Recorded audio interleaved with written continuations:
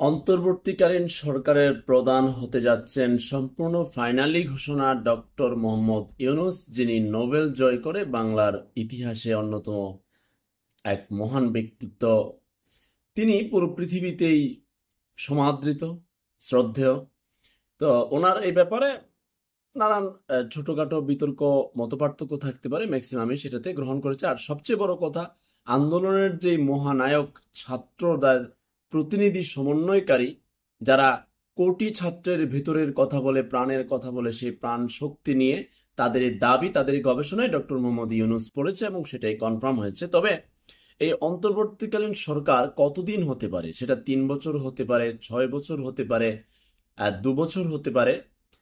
ছাত্রদের এই প্রস্তাবগুলো নিয়ে 3 বছর কিংবা 6 বছর কিংবা 2 বছর ফাইনালি কোনো কিছুই হয় নাই। সেগুলো নিয়ে আলোচনা হচ্ছে, চুল ছেঁড়া একেবারে বিশ্লেষণ হচ্ছে। এবং সেই কমিটিতে, অন্তর্বর্তীকালীন সরকারের কমিটিতে কে কে থাকবে, কে কোন পদে থাকবে, কতদিন কিভাবে চালাবে, শিক্ষক, সাবেক আমলা, কিংবা নিরপেক্ষ আহ, তাদের ছাত্র সমন্বয়কদের প্রতিনিধি, কে কি, কিছুই ফাইনাল হয় নাই। তাদের আলোচনা চলছে। আগামী 24 ঘন্টার মধ্যে তারা চেষ্টা করবে সম্পূর্ণ লিস্ট ফাইনালি প্রকাশ করার জন্য। ইতিমধ্যে শুধুমাত্র প্রকাশিত হয়েছে ডক্টর মোহাম্মদ ইউনূসের নাম।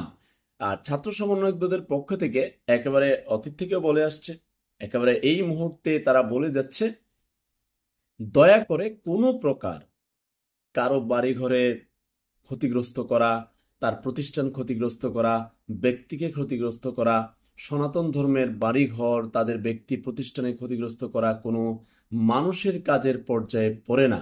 ছাত্র আন্দোলন 2024-এর যেই লড়াই, বড়াই ছাড়া, এবং তাদের যেই ইচ্ছা এবং লড়াইয়ের মূল শক্তি হচ্ছে দুর্নীতিমুক্ত বাংলাদেশ গড়া, সমতার বাংলাদেশ গড়া, সাম্যের বাংলাদেশ গড়া, সততার বাংলাদেশ গড়া, নতুন এক বাংলাদেশ গড়া।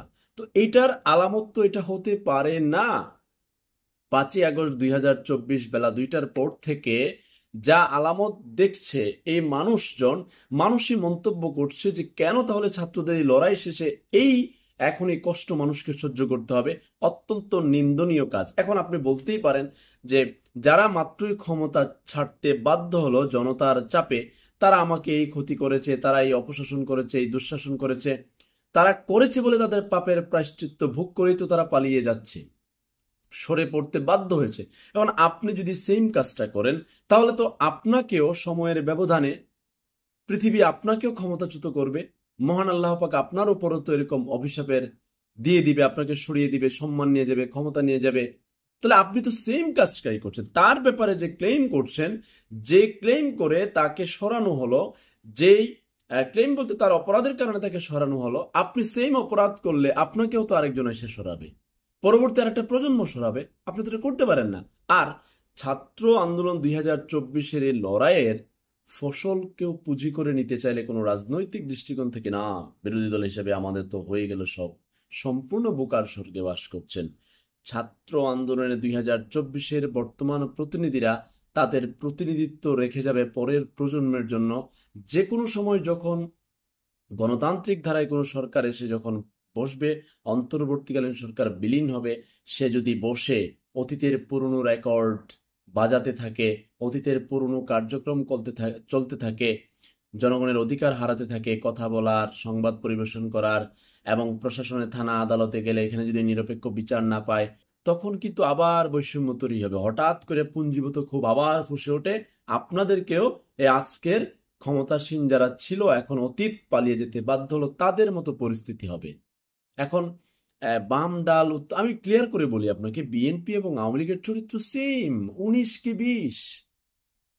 তারা অতীতে কি করেছে সবাই জানে, আওয়ামী লীগ বর্তমানে কি করেছে সবাই জানে। সুতরাং কারো উপরই মানুষের বিশ্বাস নাই।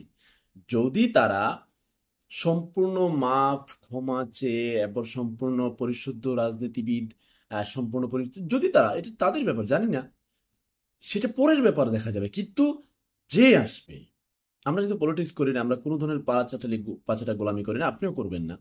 গণতান্ত্রিক ধারায় যে আসবে, সেটা এ হতে পারে, বি হতে পারে, সি হতে পারে, ডি হতে পারে, তাকে মনে রাখতে হবে 24-এর কথা। এবং যে যে কথা বলা হচ্ছে, যে যে বৈষম্যের কথা বলা হচ্ছে, এই দুর্নীতি, লুটপাট, চাঁদাবাজি, এরপরে প্রবাসীরা, আমার প্রবাসী ভাইরা যে বিদেশ যাচ্ছে, ৮০,০০০ টাকায় যায় তারা, ৭৮,০০০ টাকা কাগজে সই নিয়ে তাকে ৫ লাখ টাকা কেন দিতে হয়? এগুলো দেখতে হবে।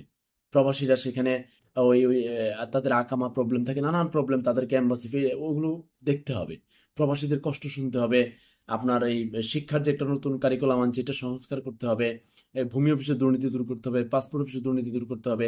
কতগুলো সেক্টরগুলো একেবারে লন্ডভন্ড, সব ঠিক করতে হবে। আর এই দেশ সাম্যের দেশ, সততার দেশ, সবার বসবাসের উপযোগী দেশ, কারো ক্ষতি করবেন না। প্রতিহিংসার রাজনীতি থেকে দূরে আসতে হবে। জনগণ যেরকম, শাসক সেরকম হবে। জনগণকেও পাল্টাতে হবে, শাসককেও পাল্টাতে হবে। না হলে এই ২৪-এর পাপের প্রায়শ্চিত্ত ভোগ করে আপনাদেরকে পালাতে হবে, সে যে কেউ হতে পারে। আল্লাহ হাফেজ।